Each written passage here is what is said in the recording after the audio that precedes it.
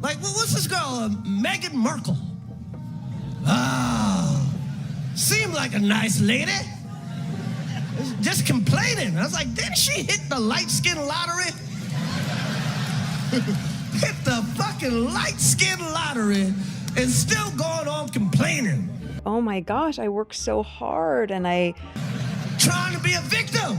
But seriously, it's gotta sell the mommy lifestyle. And it's gotta be all about me. But not seem like it's all about me. In California, we're just a regular couple living close to Oprah and far from the paparazzi. Woo! But not too far. Lot going on to the news. My God, it's so crazy out there. What's going on with Meghan Markle? They're so racist. They're so racist. Some of that she went through was not racism. It was just some in-law. Sometimes it's just some in-law. Cause she's complaining. I'm like, what the she talking about? Oprah, they're so racist. They wanted to know how brown the baby was gonna be. They're so racist. They wanted to know how brown the baby's gonna be. I'm like, that's not racist. Cause even black people wanna know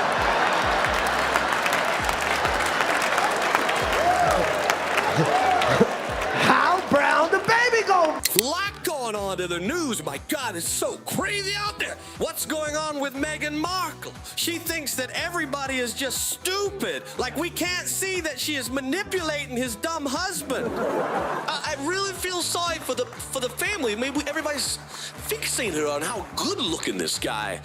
They're so racist. They're so racist. Some of that she went through was not racism.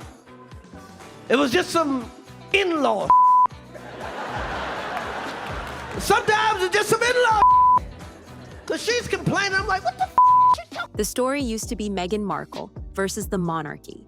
Today, the bigger story is Meghan Markle versus comedians. And Chris Rock just became her most devastating opponent yet. His Netflix special Selective Outrage delivered a set of lines that instantly overshadowed Meghan's carefully constructed image, shifting the spotlight from her Netflix projects and her philanthropic branding straight back to the credibility of her original claims. And that's the latest twist. Rock didn't just recycle old jokes. He picked apart Meghan's narrative in real time, exposing the contradictions that many critics have pointed to for years. Remember her statement to Oprah that she didn't know anything about the royal family before marrying Harry? Rock tore it apart with biting sarcasm. You didn't Google the royal family? They're the OG racists. Then he hit even harder on the skin tone controversy, reframing it as ordinary family chatter rather than proof of systemic racism. His punchline, "That's not racist, even black people ask how brown the baby's going to be," sparked viral debate overnight. The timing couldn't be worse for Meghan and Harry. Just as they're trying to relaunch projects and reshape their public profile, Rock's special has reignited doubts about their entire story. Going on Oprah, I didn't know. I had no idea how racist they were. It's the royal family. You didn't Google these motherfuckers?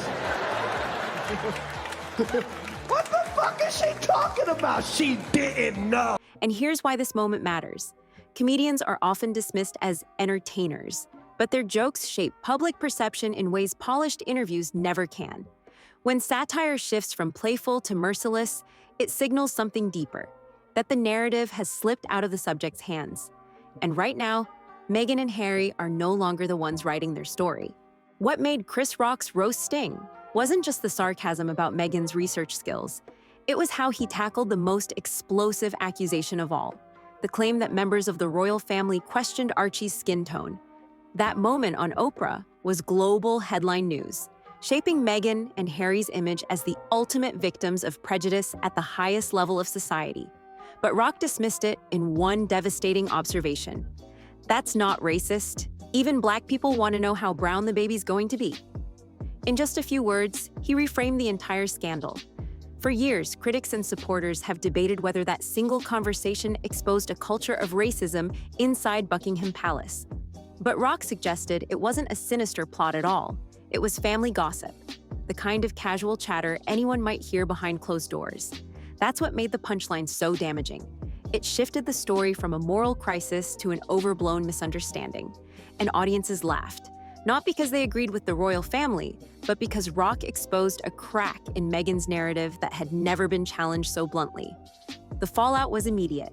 Clips of the joke spread across social media platforms, racking up millions of views and sparking a fresh wave of commentary. For many, it confirmed what they already suspected, that the Sussexes' most shocking claims might not hold up under scrutiny. And for Meghan, it wasn't just another late-night jab. It was the moment her strongest piece of evidence was turned into a punchline. What the fuck is she talking about? She didn't know. The fuck? It's the royal family. They're the original racists. But Rock wasn't done yet. He had one more line that cut even deeper, not just at Meghan's story, but at her entire image. If the skin tone punchline rattled Meghan's image, Rock's next move tore into the foundation of her victimhood narrative. He bluntly claimed that Meghan wasn't some tragic figure fighting against impossible odds. She had, in his words, hit the light-skinned lottery. The audience roared, and the meaning was clear. Rock was accusing her of leaning into a position of privilege while still demanding the sympathy reserved for those with far fewer advantages. But he didn't stop there. He turned the spotlight on Meghan's constant tension with her in-laws and mocked the idea that acceptance was ever impossible. With perfect timing, Rock quipped, "If you want to be accepted by white in-laws, marry a Kardashian. They accept everybody." It was savage, but it was also strategic.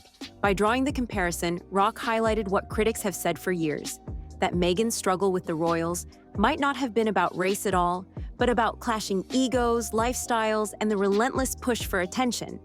This wasn't just comedy, it was a cultural reset. Rock took a story that once centered on oppression and flipped it into one about privilege, hypocrisy, and misplaced outrage. And that's why it landed so hard. People weren't just laughing at Meghan, they were questioning whether her story ever held the weight she claimed. But while Rock's roast was dominating headlines, something else was happening that proved the Sussexes' grip on their narrative was slipping even faster.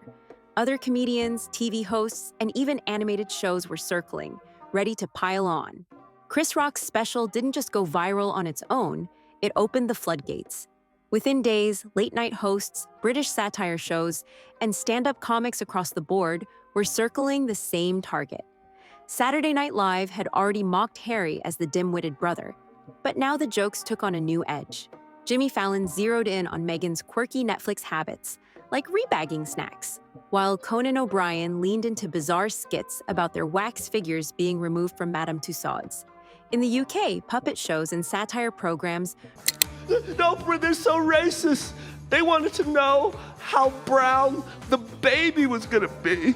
They're so racist. They wanted to know how brown the baby's gonna be. I'm like, that's not racist.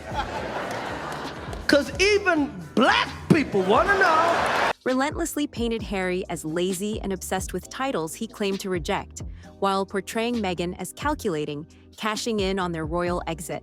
The couple's multi-million-dollar Netflix deal became an endless punchline. Less about storytelling, more about monetizing royal gossip. And here's the turning point. Once comedy crosses borders and saturates both American and British television, it signals that the narrative is no longer theirs to control. The Sussexes' carefully curated image as truth-tellers was now overshadowed by memes, sketches, and punchlines. What began as Chris Rock's savage roast had snowballed into a global comedy assault, each new joke cementing their reputation as out-of-touch celebrities rather than courageous whistleblowers. But if late-night humor stung, it was nothing compared to what came next, the animated shows that turned ridicule into cultural canon. If Chris Rock cracked the foundation of Meghan's narrative, South Park demolished the house. Their infamous episode, The Worldwide Privacy Tour, captured the couple flying around in a private jet while shouting through megaphones, "We want privacy!" It was brutal, but it perfectly summed up the contradiction critics had pointed out for years, demanding freedom from the spotlight while cashing in on global attention. The show didn't stop there. Meghan was portrayed as a fame-chasing, Instagram-loving wife, while Harry was mocked as clueless and dependent. The visual gag of them storming across continents looking for privacy became the cultural shorthand for their entire brand. When South Park makes you a caricature, it's not just a one-off joke. It cements how millions of viewers perceive you. And then came Family Guy. In quick, cutting jokes, Harry and Meghan were reduced to punchlines about making millions for doing nothing, or filming cringe-worthy sponsored posts. One gag even imagined Harry himself regretting leaving the made-up nonsense of royal life, as if he knew too late what he'd given up. These weren't just throwaway lines.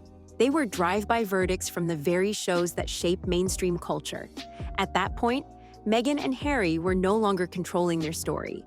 They had become the story, parodied, ridiculed, and flattened into cartoon versions of themselves. But the final blow wouldn't come from satire. It came from another comedian, one who swapped jokes for something closer to philosophy. While most comedians went for quick laughs, Bill Maher took a different route. On his show, he didn't just poke fun. I mean this sincerely, Prince Harry and Meghan, we don't give a America don't give a about you. We don't care about the royal family. We never cared about nothing that had to do with y'all. 1775 was the last time we gave. He diagnosed the Sussexes' entire strategy as broken from the start. His critique was simple but devastating. Meghan and Harry wanted it both ways. They claimed they didn't want the spotlight, yet they wrote books, signed Netflix deals, and launched podcasts centered on their personal drama. Maher contrasted their constant public complaints with the approach of Queen Elizabeth, who lived by the motto, never complain, never explain.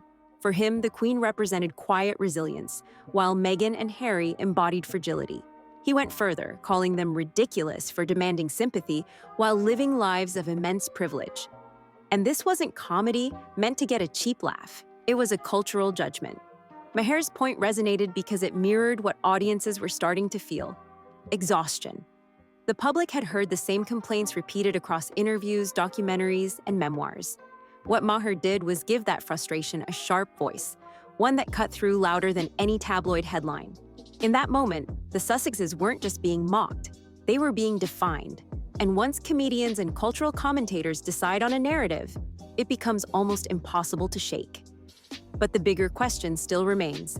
After all the ridicule, can Meghan and Harry ever rebuild the image they once had? Or has comedy permanently sealed their fate?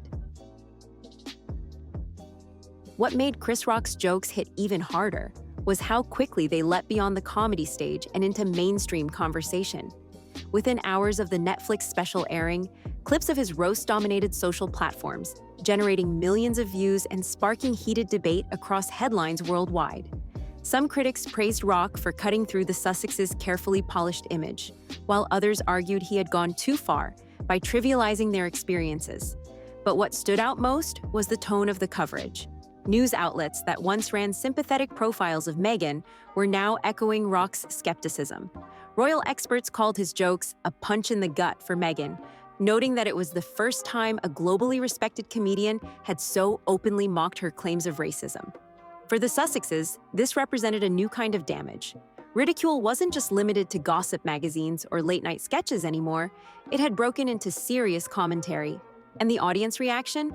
Divided but telling. That's LA. She wants to be famous. She found the guy to make her the most famous in the world, and now she's over there and she's like, oh, this isn't what I thought. What's the point of being famous? While Meghan's supporters defended her, a growing number of viewers admitted that Rock had voiced what they were already thinking. The idea that the couple had exaggerated or even exploited their struggles for attention was no longer a fringe opinion. It was moving into the mainstream. That shift is what makes this moment so critical. Meghan and Harry weren't just being laughed at, they were being reevaluated. Every interview, every deal, every project they put forward would now be judged through the lens of whether it was authentic or just another attempt to stay in the spotlight. And once that doubt spreads, it becomes almost impossible to silence. Which brings us to the bigger picture, the cultural verdict that now overshadows everything they've tried to build. At the start, Meghan and Harry positioned themselves as survivors of a broken institution, determined to tell their truth. But years later, that truth has been overtaken by laughter. From Chris Rock's Netflix special to South Park's caricatures, from late-night punchlines to Bill Maher's cultural critique, the same pattern emerges. The public isn't reacting with shock or sympathy anymore, they're reacting with amusement. And in today's world, once your story becomes a meme, it's nearly impossible to reclaim. That's the brutal reality facing the Sussexes now. Their biggest revelations, the Oprah interview, the Netflix series, the memoir, were supposed to build credibility. Instead, they've become the raw material for comedians to dismantle, one punchline at a time. And each joke lands not just because it's funny, but because it highlights contradictions the couple has never been able to resolve. Privacy versus publicity, privilege versus victimhood, authenticity versus performance. The verdict has been delivered, not in a courtroom, but in the court of public opinion, with comedians acting as the final judges. And as harsh as it sounds, the applause and laughter are not signs of support. They're signs of disbelief. So the real question now isn't whether Chris Rock went too far or whether South Park crossed a line. The question is whether Meghan and Harry can ever rewrite their narrative, or if their legacy is now permanently tied to the punchlines. And that's where I'll leave it to you. Do you think they can recover from this cultural takedown, or has comedy officially sealed their fate? Let me know what you think in the comments below.